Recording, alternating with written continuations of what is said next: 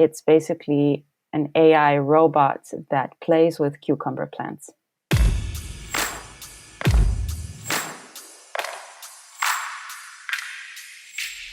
What could you learn from creating your artwork? Well, wow, so many things. So the thing I've learned recently about that clay taught me, aside from the fact that cucumbers have a really interesting inner life, if you choose to detect it via the way that they're moving and deciding how to navigate the environment. But the other thing that clay taught me was actually about artificial intelligence and neural networks, because it's like a common assumption, I think, that computation is out of human time because it actually is much faster than our cognition works. So we ended up actually going for this really simple algorithm called an autoencoder.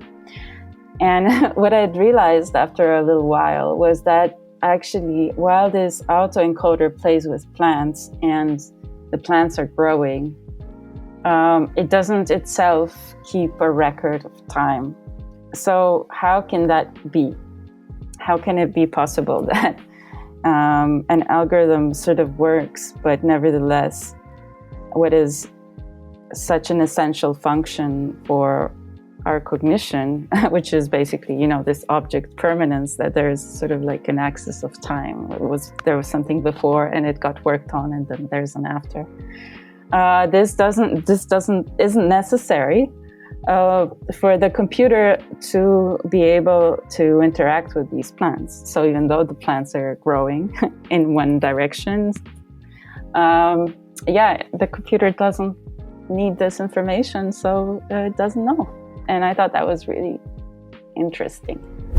Did you disagree with each other? Yeah, it's definitely a very constructive conversation that we've been having. And I do feel like it's showing me super unpredictable things. I think it was not so much a disagreement, rather than a challenge for me to try to understand what it was saying. That's something that I do with all of my works. I mean, partially that's the reason why I make them. So I would say it wasn't so much a disagreement as a learning experience. I mean, as like a teaching experience, yeah. With whom would your artwork like to speak? Well, I guess the first thing I would imagine is that this artwork would really like to be outside. So I think it would like to escape the gallery and the artificial lighting. And then if it were outside, I'm pretty sure it would attract a lot more diversity, especially in terms of bugs and fungi and probably some birds and some bees. I'm pretty sure that clay would really, really be enjoying being, just in interaction with a lot of other stuff. Because let's be honest, so far it's been mostly talking to humans, right? But that's just one species.